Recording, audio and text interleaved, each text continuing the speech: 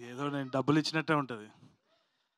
Sir మూర్తి గారు నన్ను ఈ సినిమాలో ఈషా తంతది. మీరు ఎంజాయ్ చేస్తారు పక్కా. అది కాకుండా మేజర్‌గా ఏంది అంటే ఒక్కసారి అంటే కొట్టండి ప్లీజ్. Scene recreation.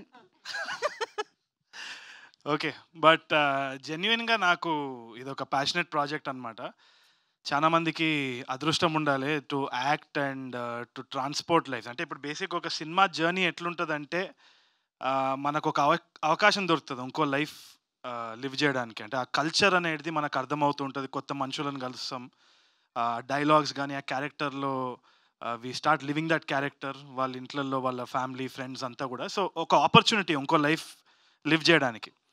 సో, నాకు ఆ ఆపర్చునిటీ కలిగించిన సృజన్‌కి అండ్ సజీవ్‌కి, all these wonderful people I worked with Vinod గారు అండ్ ధీరజ్. ధీరజ్ నిన్ను పొగుడుతాను నేను లైఫ్‌లో అనుకోలే గాని.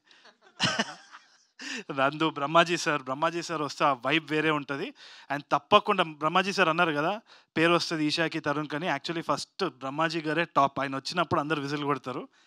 That's the way his character is అనమాట. చాలా చాలా బాగా చేసినారు అందరూ గూడా.